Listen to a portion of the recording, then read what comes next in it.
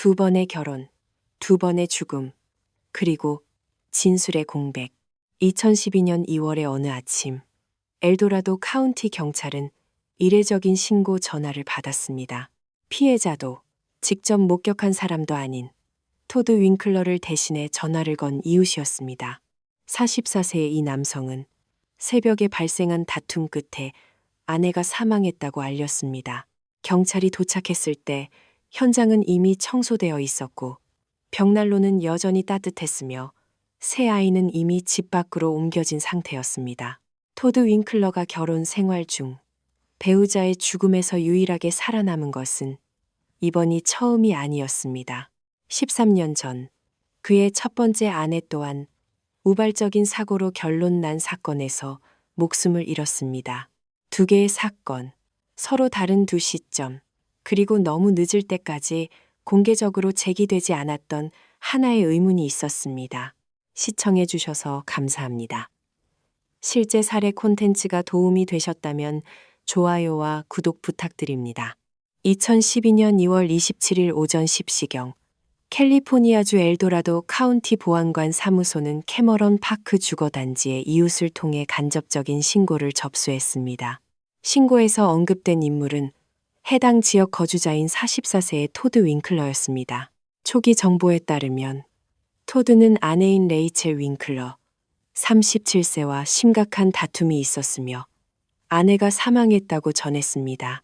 토드가 설명한 충돌 발생 시각과 경찰에 신고된 시각 사이에는 거의 6시간의 공백이 있었습니다. 캐머런 파크는 중산층 가정이 거주하는 교외 지역으로 심각한 강력 범죄가 드문 곳이었습니다. 따라서 가정 내 살인 사건이라는 정보는 현장에 접근하는 순간부터 수사 당국의 이목을 집중시켰습니다. 경찰이 도착했을 때 토드 윙클러는 저항하지 않았습니다. 그는 집 밖으로 연행되어 초기 조사를 위해 순찰차에 구금되었습니다. 윙클러 부부의 세 자녀는 가정폭력 사건의 아동보호 절차에 따라 이웃집으로 옮겨졌습니다. 이 시점에서 경찰은 사건의 본질에 대해 어떠한 결론도 내리지 않은 상태였습니다. 집 안에서 경찰은 유아방에서 레이첼 윙클러의 시신을 발견했습니다. 현장 바닥과 주변 표면에는 다량의 혈흔이 확인되었습니다. 레이첼은 현장에서 사망했습니다. 초기 징후들은 이것이 일반적인 생활안전 사고로 인한 돌연사가 아님을 보여주었습니다. 현장 예비 검시 결과 피해자의 목 부위에 집중된 여러 개의 자창과 손, 몸통에 분포된 다수의 상처가 확인되었습니다. 수사 당국의 초기 판단에 따르면 일부 상처는 방어흔의 특징과 유사했습니다. 레이첼의 시신 근처에서 경찰은 피 묻은 가위 하나를 수거했습니다. 이는 현장에서 발견된 유일한 날카로운 물체로 치명상을 입혔을 가능성이 있었습니다. 또한 세탁실에서는 피 묻은 점프수트가 발견되었습니다. 경찰이 도착했을 때 집안의 벽난로는 여전히 따뜻했고 재가 완전히 식지 않은 상태였습니다. 이러한 요소들은 경찰에 신고하기 전 현장을 청소하고 증거물을 소각하려는 활동이 있었음을 시사하기 때문에 중요하게 간주되었습니다.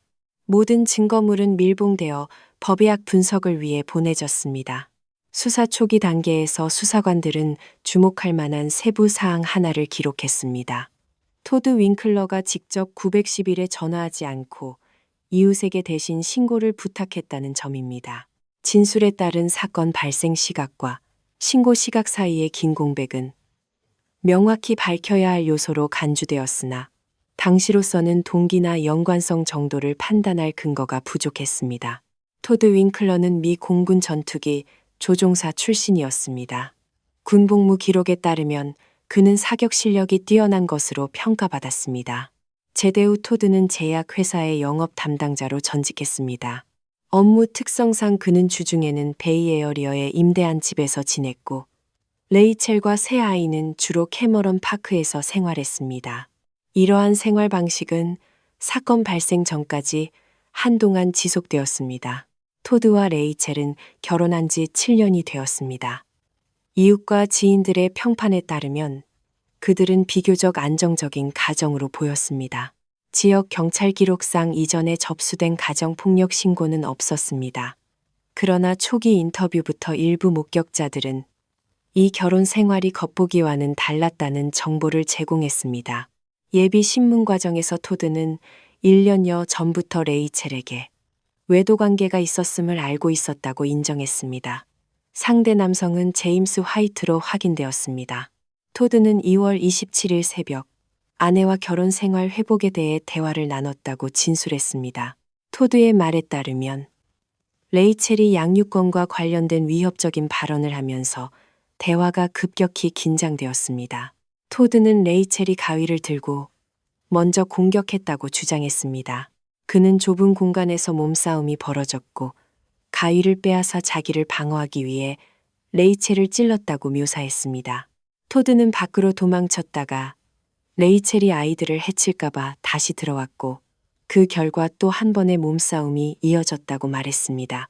진술에서 토드는 당시 상황을 묘사하기 위해 죽느냐 죽이느냐라는 표현을 사용했습니다. 수사관들은 이 진술을 기록했지만 즉각적인 판단은 유보했습니다.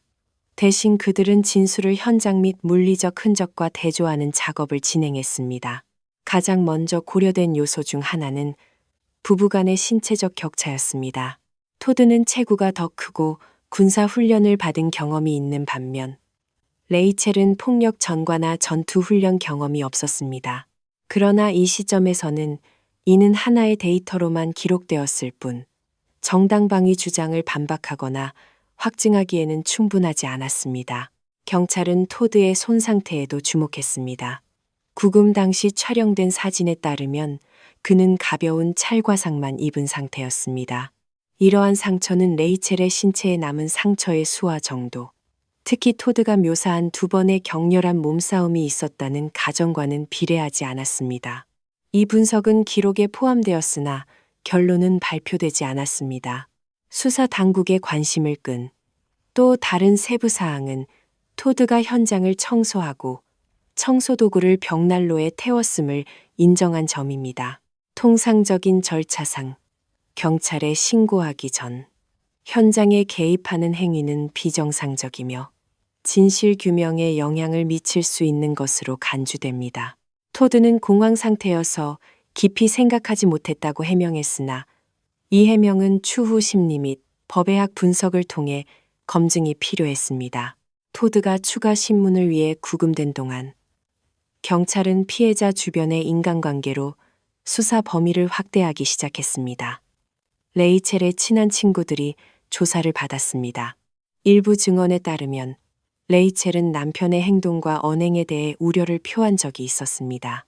한 친구는 토드를 자주 거짓말을 하며 공포감을 조성하는 경향이 있는 사람으로 묘사했으나 이러한 진술은 개인적인 의견일 뿐 물적 증거가 동반되지는 않았습니다. 레이첼 윙클러의 죽음을 조사하는 과정에서 엘도라도 카운티 형사들은 이 사건을 단독으로 볼 수 없음을 점차 깨달았습니다. 초기 며칠간 수집된 일부 증언은 그들을 10년도 더 전에 발생한 토드 윙클러와 직접 관련된 또 다른 죽음으로 이끌었습니다. 그것은 1999년 조지아주에서 발생한 토드의 첫 번째 아내 캐서린 윙클러의 죽음이었습니다. 캐서린에 대한 초기 정보는 제임스 화이트의 진술을 통해 나왔습니다. 제임스에 따르면 레이첼은 토드가 전처의 유골함을 침대 및 상자에 보관하고 있는 것을 발견한 적이 있었습니다. 토드는 레이첼에게 캐서린이 수년 전 교통사고로 사망했다고 설명했습니다. 이 세부 사항은 그 자체로는 범죄성이 없었습니다. 하지만 새로운 살인 사건이 발생한 맥락에서 이는 경찰이 과거 기록을 다시 확인하게 만드는 데이터가 되었습니다. 토드 윙클러와 캐서린이 사망하기 전까지 8년 동안 결혼 생활을 했습니다. 당시 토드는 군 복무 중이었습니다. 1999년 9월 26일 캐서린이 운전하던 트럭이 조지아주 화이트 카운티의 숲이 우거진 지역에서 둑을 넘어 추락한 뒤 화재가 발생해 사망했습니다. 사고 당시 토드도 차 안에 있었습니다. 1999년 사건의 초기 보고서에 따르면 사고 발생 시 토드는 뒷좌석에 타고 있었으며 밖으로 튕겨 나갔습니다. 주목할 점은 그가 다치지 않았으며 찰과상, 멍, 배인 상처 하나 없었다는 것입니다. 토드는 직접 911에 전화하지 않고 다른 사람에게 도움을 요청했습니다. 당시 외딴 지역에서 발생한 교통사고라는 점에서 이 부분은 비정상적으로 간주되지 않았습니다. 토드는 부부가 캠핑을 가던 중 자신이 벌레에 물려 호흡 곤란을 겪었고 이 때문에 뒷좌석에 앉게 되었다고 진술했습니다. 토드의 말에 따르면 병원으로 가던 중 캐서린이 통제력을 잃고 비탈길로 추락했습니다. 당국이 현장에 도착했을 때 차량은 거의 완전히 불에 탄 상태였습니다. 캐서린의 부검 결과 중요한 사실이 드러났습니다. 화재가 시작될 당시 그녀는 아직 살아 있었습니다. 캐서린의 폐에는 연기가 가득 차 있어 사망 전 일정 시간 동안 연기를 흡입했음을 보여주었습니다. 그러나 당시 조지아주 수사 당국은 이것이 형사사건이라고 결론 내릴 충분한 증거를 확보하지 못했습니다. 직접적인 목격자도 없었고 외부 개입에 대한 명확한 물리적 징후도 없었습니다. 캐서린의 죽음은 사고사로 결론났습니다. 사고 후 토드 윙클러는 약 120만 달러의 생명보험금을 수령했습니다. 이는 사고로 인한 사망 시 2배로 지급되는 조항이 포함된 금액이었습니다. 보험 서류는 합법적으로 처리되었으며 당시 사기 혐의는 발견되지 않았습니다. 사건은 점차 잊혔고 이후 수년 동안 재수사 요청은 없었습니다.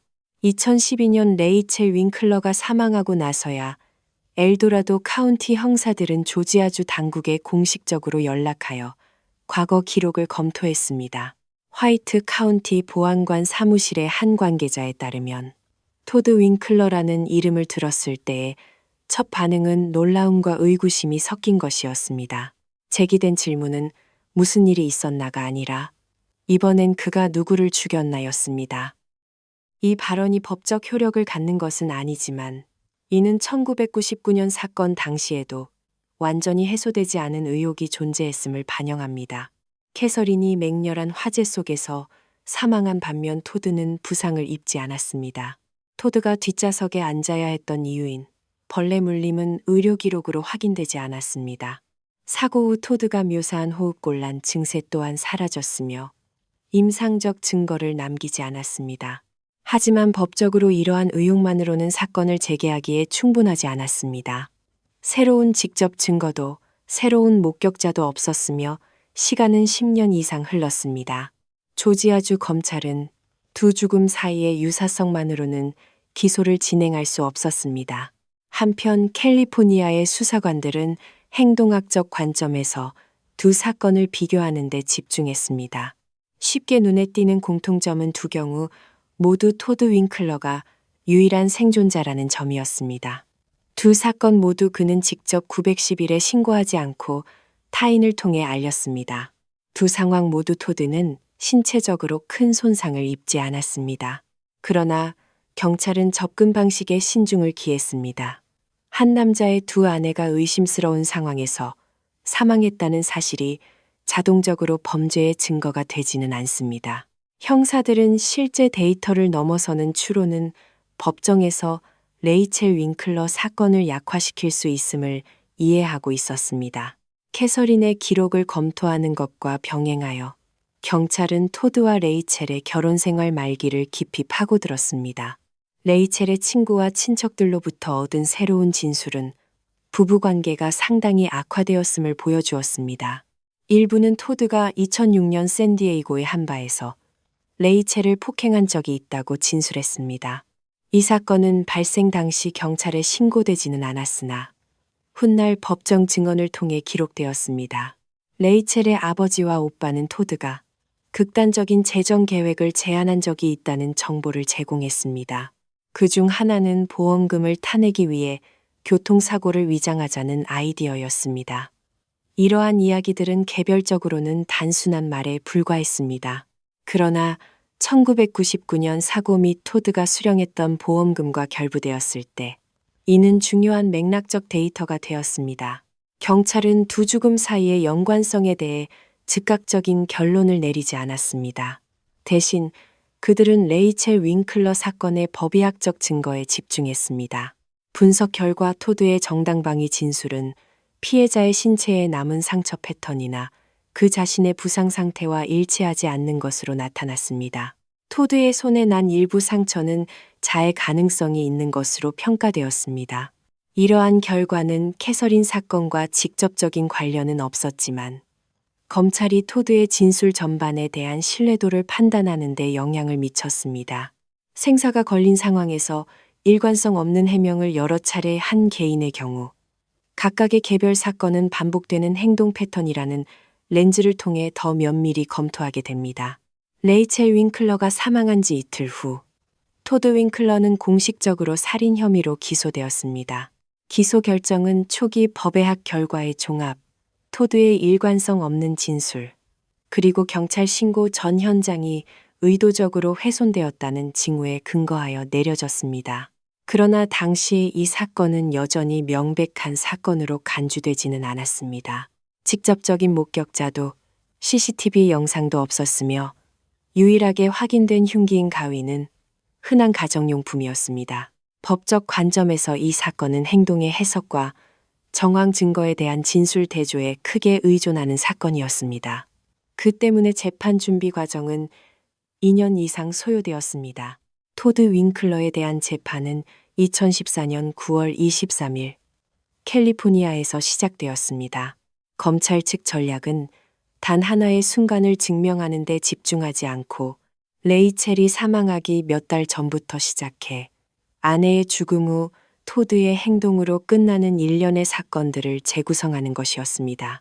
검찰은 레이첼의 죽음이 즉각적인 방어 본능의 결과가 아니라 통제, 거짓말, 재정적 동기가 얽힌 파탄난 관계의 정점이었다고 주장했습니다. 법정에서 검찰은 사건 현장을 상세히 제시했습니다.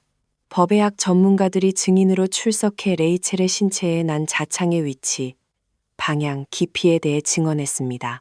분석 결과 많은 상처가 혼란스러운 몸싸움의 시나리오와 맞지 않았으며 통제된 상태에서 찌른 상처의 특징을 보였습니다. 특히 목 부위에 집중된 상처의 수와 위치는 즉각적인 위협을 무력화하는 데 필요한 수준을 넘어선 것으로 간주되었습니다. 이와 함께 구금 당시 토드의 손사진이 배심원단에게 공개되었습니다. 전문가들은 토드의 손에 난 가벼운 찰과상이 그가 묘사한 장시간의 격렬한 몸싸움과는 비례하지 않는다고 판단했습니다. 검찰의 논지는 만약 토드가 정말로 죽느냐 죽이느냐 검찰의 상황에 직면했다면 그의 몸에 남은 흔적은 훨씬 더 심각했어야 한다는 것이었습니다. 검찰의 또 다른 중점 사항은 레이첼 사망 후 토드의 행동이었습니다. 현장 청소, 피 묻은 옷 세탁, 청소 도구 소각 등은 현장의 모습을 왜곡하려는 의도적인 행동으로 묘사되었습니다. 검찰은 토드가 즉시 911에 신고하지 않고 이웃에게 부탁하기까지 몇 시간을 기다렸다는 점을 강조했습니다. 그들의 주장에 따르면 이 공백 기간은 우발적인 정당방위 사건을 겪은 사람의 반응과 맞지 않았습니다. 법의학적 요소 외에도 검찰은 레이첼의 친인척 및 친구들의 증언을 제시했습니다. 레이첼의 오빠는 2006년 샌디에이고의 한 바에서 토드가 그녀를 공개적으로 폭행했다고 증언했습니다. 비록 당시 경찰에 신고되지는 않았지만 이 증언은 관계의 맥락과 갈등의 이력을 설명하는 데 사용되었습니다. 레이첼의 아버지는 토드와 딸 사이에 재정 관련 대화에 대한 증언을 제공했습니다. 그의 말에 따르면 토드는 보험 사기를 위해 교통사고를 위장하자는 제안을 한 적이 있었습니다. 검찰은 이 증언을 범죄 행위를 직접 증명하는 용도로 사용한 것이 아니라 토드가 결혼 생활 내에서 재정 문제에 접근하는 방식을 보여주기 위해 사용했습니다. 제임스 화이트 역시 증인 자격으로 법정에 출석했습니다. 그는 레이첼과의 연인 관계를 확인해 주었고 레이첼이 사망 직전 이혼 서류를 준비하고 있었다고 진술했습니다. 제임스에 따르면 레이첼은 자신에게 무슨 일이 생기면 사람들이 토드를 주시해야 한다고 말한 적이 있었습니다. 이 증언은 직접적인 유죄 증거가 아니라 피해자의 불안한 심리 상태를 보여주는 지표로 법원에 채택되었습니다. 반면 변호인단은 정당방위 개념과 토드 윙클러의 심리 상태를 중심으로 전략을 짰습니다. 토드는 레이첼을 죽였음을 인정하고 충돌 순간 아내가 죽기를 바랐다는 점을 부인하지 않았으나 그 행동은 자신과 아이들의 목숨이 위협받고 있다고 믿은 상황에서 발생했다고 주장했습니다. 변호인단은 토드가 해리성 장애를 앓고 있으며 정신질환 병력이 있다는 주장을 펼쳤습니다. 의료 기록에 따르면 토드는 군 복무 시절과 제약회사 근무 시절 입원한 경력이 있었습니다. 변호인단에 따르면 이러한 심리적 문제는 사건 당일 밤 토드의 상황 판단, 능력과 반응에 영향을 미쳤습니다.